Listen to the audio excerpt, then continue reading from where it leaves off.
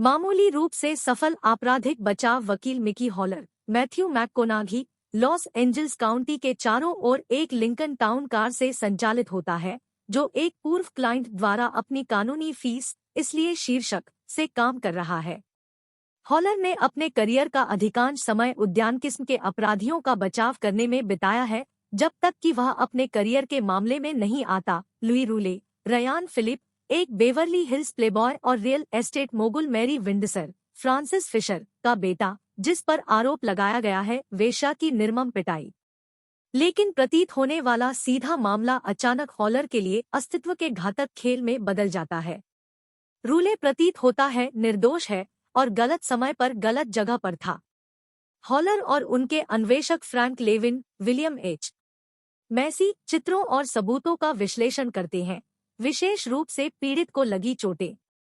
यह हॉलर के पिछले मामले की समानता है, जो हमेशा अपनी बेगुनाही की घोषणा करने के बावजूद एक महिला की हत्या के लिए जेल में एक पिछले ग्राहक जेसुस मार्टिनेज, माइकल पेना को उतरा। हॉलर अपनी पूर्व पत्नी अभियोजक मैगी मैकफरसन, मारिसा टोमे के साथ समय बिताते हैं, जिन्होंने दोषी अपराधियों की ओर से हॉलर के प्रयासों की कभी सराहना नहीं की जब उन्हें सलाखों के पीछे डालने की कोशिश करनी चाहिए। उसके सभी ग्राहक निर्दोष होने का दावा करते हैं, लेकिन हॉलर को आश्चर्य होता है कि क्या उसे मौत की सजा से बचने के बदले में उसे दोषी ठहराने के लिए समझाने के बजाय मार्टिनेज की ओर से कड़ी मेहनत करनी चाहिए थी। जेल में मार्टिनेज उत्तेजित हो जाता है जब हॉलर उसे रूले की तस्वीर दिखाता है। हॉलर को संदेह होने लगता है कि मार्टिनेज मामले में रूले असली हत्यारा हो सकता है, लेकिन वकील ग्राहक गोपनीयता नियमों से बंधे हुए वह पुलिस को यह नहीं बता सकता कि उसने क्या सीखा है।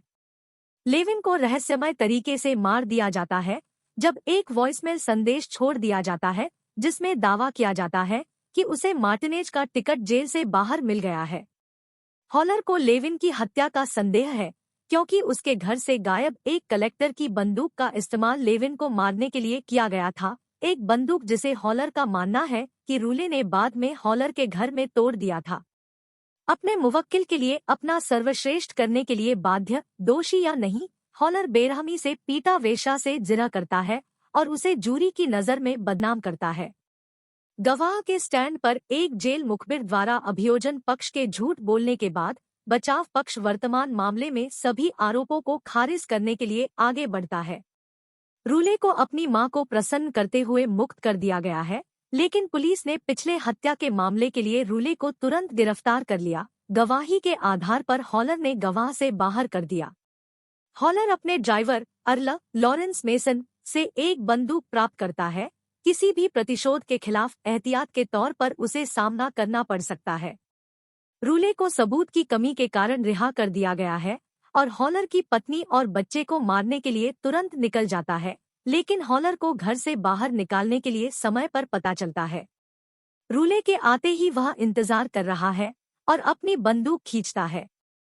रूले मजाक में हॉलर से कहता है कि वह हर दिन इस तरह अपने परिवार की रक्षा नहीं कर पाएगा, लेकिन बाइकर्स का एक समूह है कि हॉलर ने पहले रूले पर क्रूरता से हमला किया है। घर पहुंचने पर हॉलर को रूले की मां के अंदर पता चलता है।